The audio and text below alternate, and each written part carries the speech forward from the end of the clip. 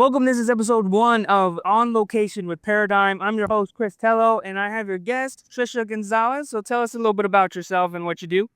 Hi, Chris. I'm a real estate here in the DFW Metroplex, and I work on the same real estate group. What got you into real estate? So I had been working in sales my whole adolescence. And when COVID hit, I was seeing an investor, and he told me, you should sell houses. You've got the personality for it. And that kind of piqued my interest. As soon as we got our stimulus checks, I was like, you know what? I'm going to go for it. And I got my real estate license. And I was a part-time agent for 4 years. Well, I know you mentioned, right, that you got into real estate and you wanted to, but what was the moment that you said, real estate is what I want to do? What was that moment like? Can you go back to that time?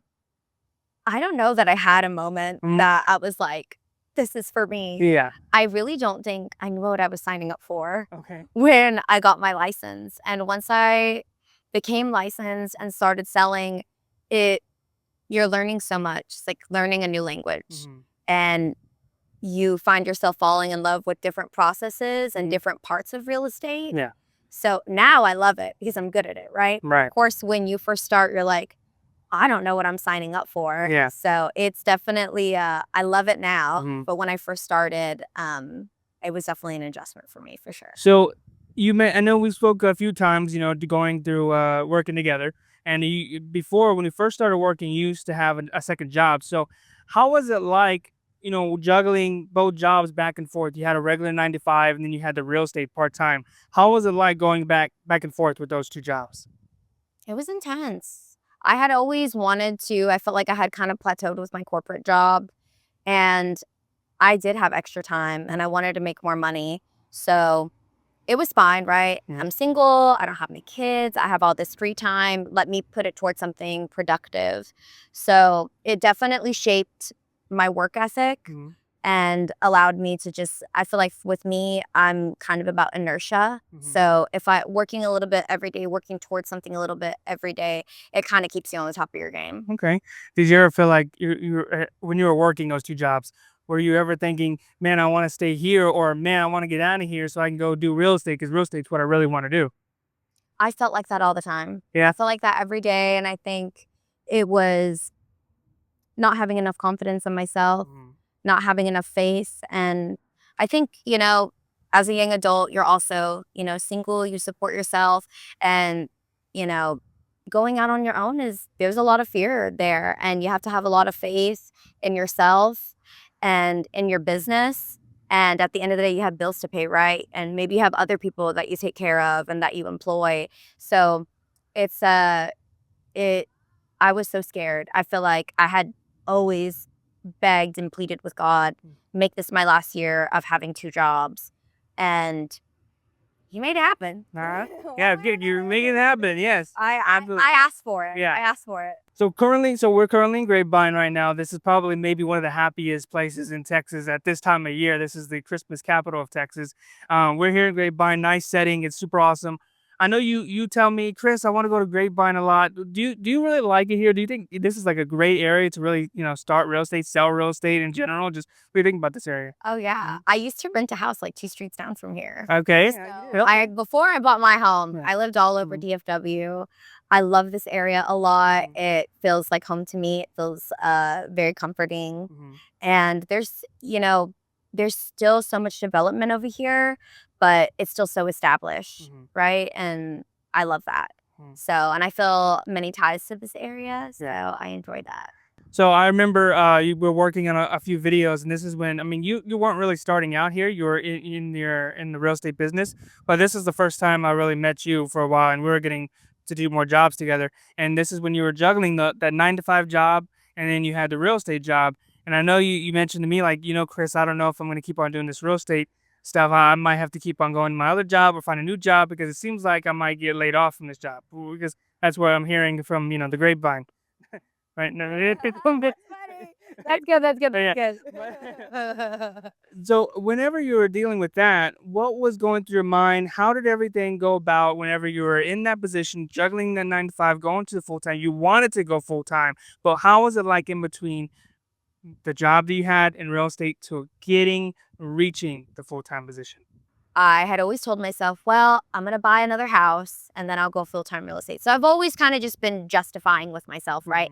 Making deals with myself and, oh, I'll do this when this happens, but always wanting to be full-time. Mm-hmm. So I'm building my second house. Life is great. Mm-hmm. Everything's good. I'm selling houses. I have my full-time job.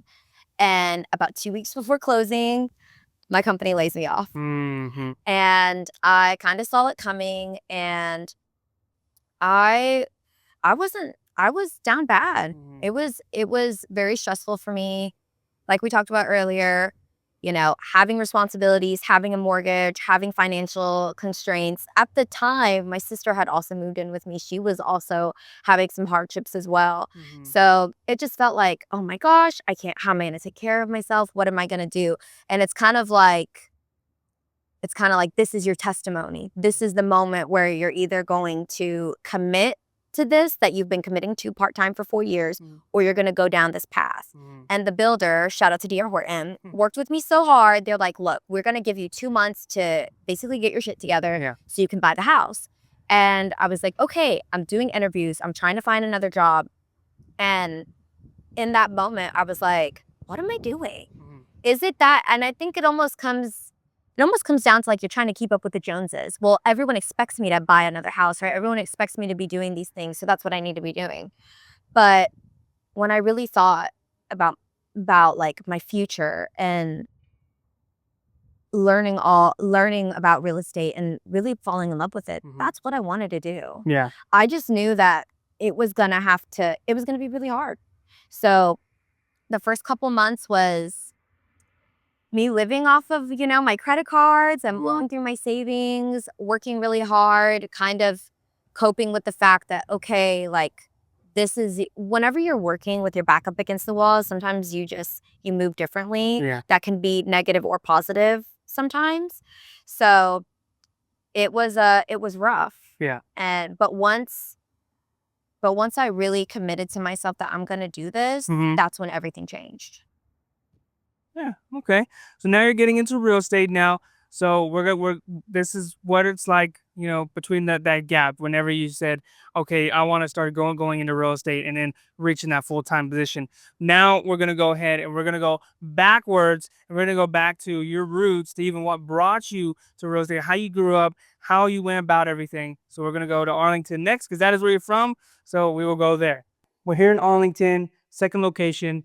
So Tricia, in Arlington, this is where you're from. This is where your roots are. So tell us about the time before the whole real estate started. Tell us how it was, like, growing up and things like this. Tell people your story. Yeah. So I'm originally from Arlington. My parents met 43 years ago at UTA, Mm. and they're celebrating their 40th wedding anniversary this year. So they've been together a really long time. Mm-hmm. And my father had lived all over the world. My mom lived all over the country. They both so happened to go to UTA.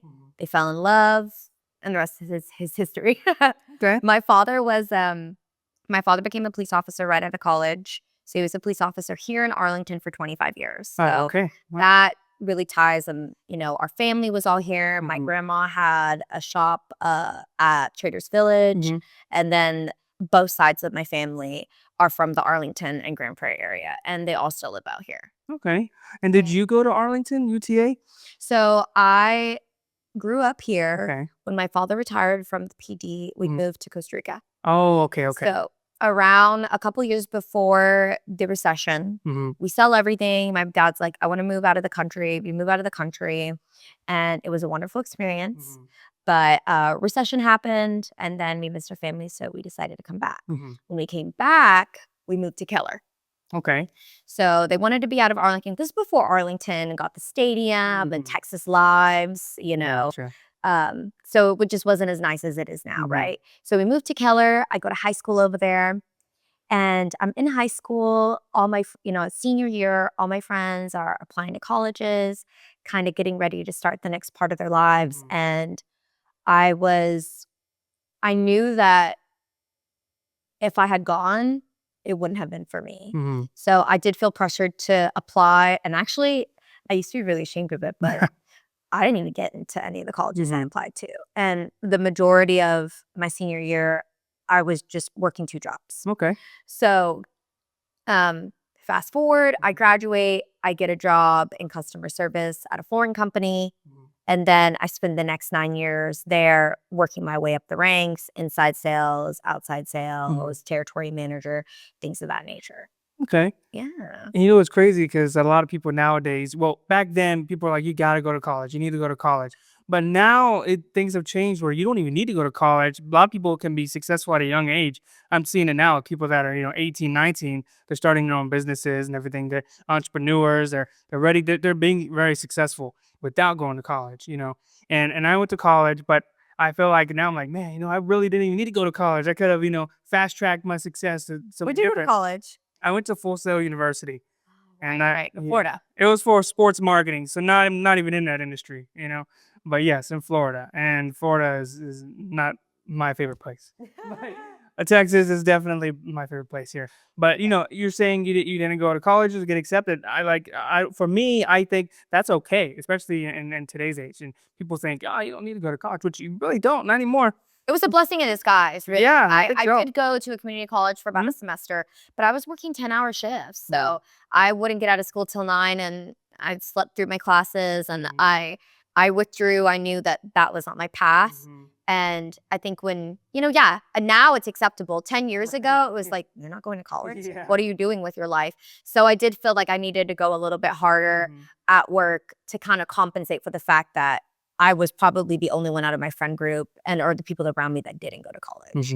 So Okay. that's what it is. And my whole family Yeah. all went to UTA. Okay. So my sister, got scholarships. She graduated early. So it's definitely the oddball out on that one. I gotcha. Hey, well, that's okay. You're doing great. Look where you are now, right?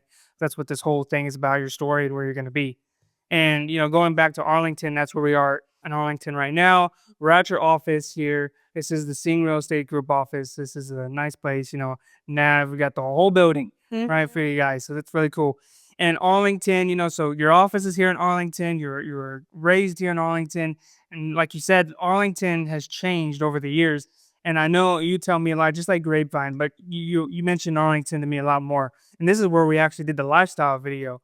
And in the lifestyle video, you wanted to show Arlington. So is Arlington a place that you think is going to keep on growing? And do you want this to keep on succeeding in the way it is? Oh, absolutely. Yeah. Yeah. When we just met with the mayor a couple of weeks ago, and he was talking about the Grand Prix and the World Cup. And we have a lot of investors that want to be here in Arlington to be able to capitalize on all these amazing things coming to Arlington. And it's so funny. I went to elementary school with a lot of these people that are from Arlington. And then I go on to graduate and everything. And I'm in more North Fort Worth, which is also a developing area. And I guess earlier you had asked me, when did you decide, like, this is what I want to do? Like, I this is what I'm going to go. This is the path that I'm taking. And actually, it was when I met with Nav. Okay.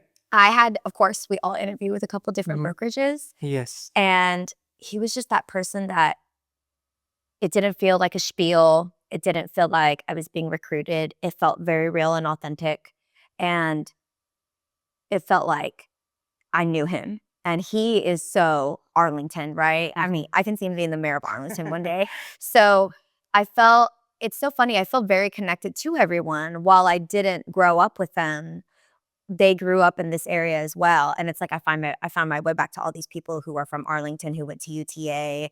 So in a way, it's like I went. Yeah, I mean, it almost is, right? Yeah, right. Especially since everyone's here, it's like all the classmates and everything, all your group study. It felt very full circle. Yeah. Yeah. Okay. So, did you tell me, how did you exactly meet Nav? Did he reach out to you? You said, or No. So, the person who had gotten me into real estate set up a couple meetings, and a lot of my friends, they all went to UTA, and I had known of Nav. I think he had known of me, but he's a little bit older than me. So I had never met him, but everyone was like, you need to go interview with Navi. At the time, he had just started out a team, so he hadn't even had the brokerage yet. Okay. And he was starting out a team, and I met with him on my 23rd birthday, and I just felt like, I like this guy. He's real, he's genuine, and he just, wants to continue elevating, taking care of his family, and had such strong ties to Arlington. So it felt like we had known each other for a long time, but we hadn't, right? And so anyways, I interviewed and I joined the team, and I have followed him to different brokerages. Now he has, his own brokerage. We have the office. So it's been a journey. All right. Well, that's good. And of course, we're going to have Nav here on the show, episode 3. So it's really, really excited for that. Yeah. I'm sure he's going to talk about, meeting you as well for the first time. So I'm sure that'll come up at some point. But yeah, we'll have Nav, and he's an awesome guy, and he's doing really big things. So it's great. I actually, this is off topic of like storytelling, but I saw that he did that video of Des Bryant getting a haircut, and it went on the Dallas TV and stuff. So crazy. Maybe the sports marketing thing will tie in. We'll tie in. Right. Maybe it will. Who knows? I know something's gonna happen with him. Yeah. I don't know. I don't know if he's gonna join the team. I don't know what's gonna happen. But yeah, no, he really is great. I think having a mentor and kind of the hardship that I've been through, I consider him as one of my people, and I really feel like, this could be a very big brokerage if he wanted it to. Like, we don't do any recruiting, and I feel like you call him, he answers, and it's good to have someone like him in your corner. And if he sees, if you're around people that see you working, that create those opportunities for you, as long as you work for them, he's the kind of person who will create opportunities for you. Okay. And I know you mentioned, this could be a bigger brokerage, and it is like I guess a boutique brokerage. Do you like the fact that it's a more smaller, tighter circle than it is a bigger company, to where there's hundreds of agents and here there's less? Do you feel like it's better for you, or just a business, or just the team in general? You know what? Obviously, like, we've evolved as a team, right? We were all younger together, and now we're people are getting married, they're having kids, and it's been awesome. I wouldn't know because I've never been part of a big brokerage. Okay. But I love what I have. I Yeah. feel like, sometimes I do talk to people and I'm like, I just really trust my broker. I trust the people on my team. I'm just surrounded by really amazing people. And I feel like we all have different things that we're good at, and we all bring value to each other. And I like the intimacy, and it's home for sure. It'll always be home. Back to your question. As a new agent, sometimes you can get kind of stuck going from brokerage to brokerage. Right. And my advice to any agent would be that, it's like a gym, right? Whether you go to Planet Fitness or Equinox or Lifetime, it's about the effort that you put in while you're there.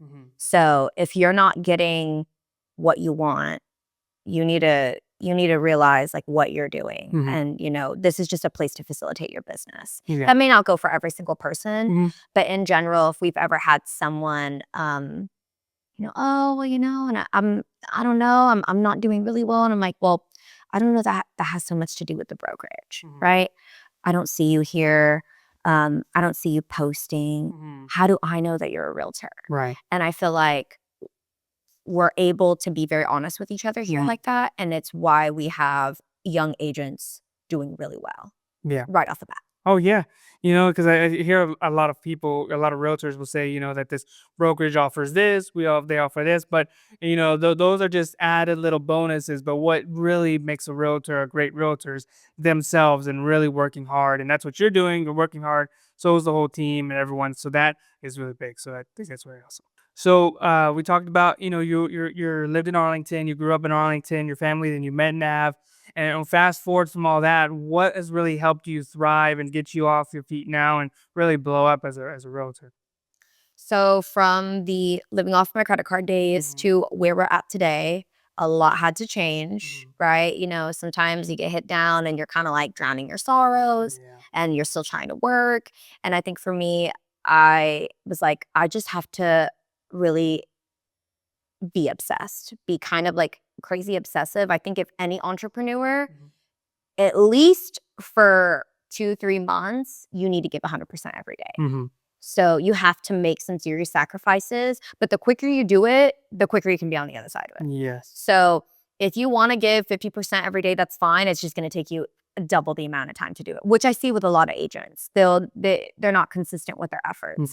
If you need to make a big impact quickly, you have to just go in full throttle. So I did 75 hard, but I added all this work stuff to it. So I posted every day a video every day for 75 days straight. Okay. And it forced me to go look at all these new communities to just have stuff to post. Every day I'd be like, I have to go find something to post at noon today. And it just made me a better realtor. I think realtors think, oh, I don't know why I'm not selling anything. Well, what do you know versus other people, right? Is other people know more about new communities or more about developments or things like that than you? How are you the master, or how are you this amazing realtor if you don't know what's going on in your own community? So that was the biggest turning point of just treating it like not even a 9-to-5 job. Like, I'm doing this every day, all day, and this is what I'm focusing my attention on. And it really sharpens the iron. You know what I mean? Yeah, it really does, and people don't know that whenever they become their own boss or they have their own business, like, being a realtor is a full-time job. And it literally, like we talked about earlier, and it's nonstop. Once you leave the office, you're at home, you're still working. You're on holidays, you're still working. People go on vacation, they're still working. You just gotta keep on working. There's really no days off, in the real estate industry in general. It's just nonstop. And people, that have that 9 to 5 mentality when they're in the real estate industry, they'll stop doing like, oh, I'm at home now, work, which is good. I think it's okay to have some time off, but not, over and over again. So I think Maybe not at the beginning, right? well, in the big, I think, try to put as much effort as you can to it. I mean, like, starting out with doing the real estate media stuff, I had to keep on going. And I was making videos and I kind of slowed down a little bit, but you really feel the impact of when you slow down. So I think even in the beginning, you start, yeah, you could take a little bit. I'm not talking about a long break, but just a little bit of a break, family time, things like that, set your mind, reset it. But I think even in the beginning, just going all out is Absolutely. Yeah. That for me, when I'm not taking content out at tours, I'm going to title companies and be like, look, this is my business. Maybe I'm doing these open houses. I'm not converting as many leads, just kind of like reassessing all the things that, like, hey, this is what I'm focusing on this year. I feel like I am paying attention to it. I'm putting a lot of time and energy into it. I want to make sure I'm getting my return on investment, right? And using the tools around you, using all the things in the MLS that we already pay for that we bitch and complain about. Title companies, they want to do stuff for you. They don't need to take you out to lunch. Tell them to help you grow your business, and find ways. So there's a lot of resources and tools out there for agents that they don't know about. And it kind of comes back to what separates you from these other agents. And I'm taking the time to learn and sharpen my craft and sharpen the iron. So I think that's really important as well. Yeah, absolutely. I couldn't agree more. Yeah. All right. And then, of course, we talked about, you making the videos and you showing up on camera. So that's going to be next. We're going to go to Fort Worth. And you said, you lived in Keller. You live up there now, North Fort Worth. North Fort Worth is great. Just even the stockyard, just so much to do out there. So we're going to go to Fort Worth and we've done some videos out there. So we're going to talk about, how you've created the videos and your brand has grown and your business has grown by showing up on camera, by working 24/7. So that's where we're gonna go from there. For where. So yes. Okay, it'll be good. I'm excited. Okay, so we're at our third location here, third spot. Here we're in Fort Worth, North Fort Worth. It's a great morning, and now we want to talk about. We talked about where you came from, where you started, and we talked about your journey into getting where you are. So we want to talk about how you got to your journey was your social media and your presence on camera and establishing your brand. So how has showing up on camera, showing up on social media, and establishing your brand affected your business and has helped you grow to where you are? It's changed everything. It's no surprise that Seeing Real Estate Group is really social media heavy. And NAV encourages us to be very present on social media. And it's kind of funny because you'll have people that don't engage with your videos, that maybe don't like them, but they're watching and they're supporting you from afar, honestly. Yes. And it's almost like that drip campaign that you're not intentionally trying to make it a drip campaign, Right. but you are connecting with people. And for people to be able to see you not just show homes and show pretty houses, but to speak about what is important to your audience. I don't only show $1 million houses in my videos. I show new homes. I show interest rate incentives. And I think it's good to make sure that you are putting videos out there that do fit your audience. If you're not selling $1 million homes, that's okay. You can still record a couple of them. Absolutely. But make sure that you're pushing out content that makes sense for your clientele. And you don't need to be viral to sell homes from social media or to connect with people. I'm not viral. I don't have thousands of followers, but I still sell to a lot of my clients that do follow me on social media. Yeah, and then that goes like along the way where I guess a lot of not just realtors, but anyone that's on social media tries to go viral. They need to get the likes when you really don't even need, you don't need to go viral. You don't need to get likes to really grow your business, and not really caring about the analytics, just putting that kind of on the back burner and just worrying about your brand and your social media is what really helps you grow. And it's like you said, you're selling houses, you're doing big things. And I like it too because you're not just doing the luxury homes, you're not doing just small homes, you're doing everything. Yeah, we're doing land, we're doing Land. lifestyle videos. I think if the budget allows, right, at first you kind of have to work through it. You're doing a lot of the videos yourself. Maybe you can't afford a videographer. But when you do get those big closings, you should set aside some money for marketing. And I feel like having a good videographer that sees your vision, even for your listings, right? Right. It's very important. And it's a big piece of why people will pick you to represent them. If you want a good listing, people are immediately going to go to your social media and see what kind of presence you have because they want to know, could you find me a buyer? Can you connect me with people? Am I going to get the most visibility out there possible? Right. Yeah, and I think that's great. So yeah, you're establishing your brand, and I think you say you don't have a lot of followers. No, you do have a lot of followers. I think even if you just have 100, that's good. You have 100 people watching you, or if you get 100 views, 100 people watching you, and you're getting a good amount of views and a good audience. Like I said, if it's 100 or more, that's always great. So Absolutely. you're doing good. So I guess the next question is, what's next for you? What's your plans? What's next for your career, your goal? What do you want to be? So I had some pretty big goals for this year, and then I kind of readjusted them. And I think next year, and as I continue to grow my brand, it's just really moving into that luxury space. I feel like I have a pretty healthy business of pre-owned, new build, sellers.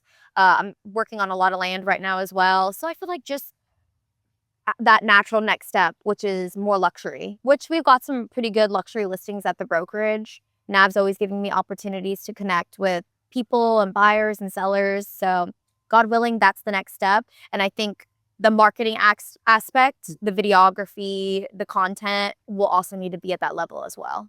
So what do you see as like the difference? Because you say you want to hit that luxury and you market, and you want to stay there for a little bit longer and get more of that clientele. What's the difference do you see from the luxury side, from the homes that aren't really luxury, that are more your standard homes, standardized homes? Do you see any differences that you think that people should know, or just what? I think from trying to capture that business from that aspect, it's a marketing perspective. When I go to a $10 million broker's open that we went to that one day, and I was just looking at the home, the attention to detail, the marketing, I feel like that is really what sets people apart. Okay, awesome. Well, I like to see it. So I guess my next question would be is, what do you see, or what would you tell someone that maybe went through the same thing you did, or is on the same journey, or is maybe trying to get to where you are and has maybe had some complications through their life or their career, but they really want to get to that level of where you are? What would you say to that, and what advice would you give? Have a very honest conversation with yourself about, how much effort you're willing to put in.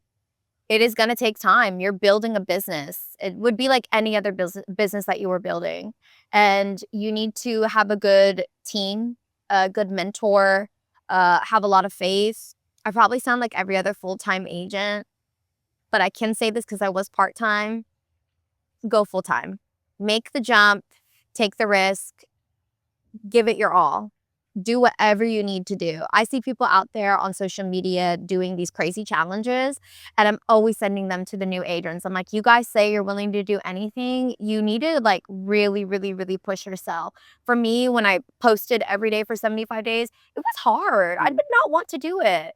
But I had committed to myself, and it really changed my business. After those 3 months, my business completely changed. And I knew so much more. You have to look at yourself and every other realtor in a room. And if you are if you were to go to the same listing appointment, what would set you apart from them? And that's what I always think whenever I am going to an appointment or I'm learning about my craft. And I feel like taking that jump, you owe it to yourself. You've already gone as far as getting the license, practicing real estate. It can change your life, but you have to be willing to change as well. Right. Yeah, I think that's really good. And a lot of people are scared of change. But, doing that and just going for what you believe in is something that you should do, like just like you did. Right. Well, and even the getting on camera portion, I wanted to say this. I feel like a lot of new agents are so worried about how they look on camera. I don't look pretty. I don't look skinny. I don't look the way I want people to perceive me. Hmm. Yes, you are your brand, but people aren't reaching out to you to date you. Yeah. People aren't reaching out to you because, oh, she's just so pretty. There's a bunch of beautiful realtors out there. People are reaching out to you because you're knowledgeable, Hmm. because you have a good personality, because you're honest, because you're easy to talk to. So do not worry about how you look. We all have a certain level of vanity. We're all vain, right? We all have a certain level of vainness, but that's not what your job is. Your job is to sell houses. So I see so many agents, they're so worried about it. And like, the thing is it's not that deep. No one really cares that much. If your eyelashes aren't done, if your hair isn't perfect, Yeah. that's okay. Right. People want to see you on camera. Yeah. And it's an essential piece of the business. If you're not doing it, you're going to struggle and it's going to take you a lot longer to get to your end goal than you think it is. Yeah, exactly. And it's funny because I actually heard something on the drive over here. Is we said that with people, how they perceive of you, how they see you, don't worry about it because most of the time they're thinking about themselves only. Anyway, they're not thinking about you most of the time.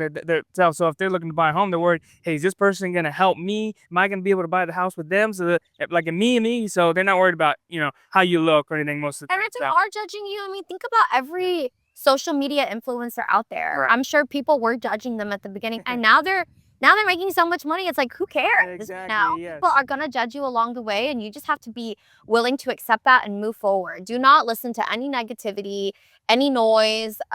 Focus on yourself and your business. All right, I like it. Okay. Well, thank you very much. And that is our show. And we'll definitely have you again either on here somewhere, but we'll do more videos for sure. So, Thanks is there for one? having me. Yes, you're very welcome. Is there one more thing you want to say?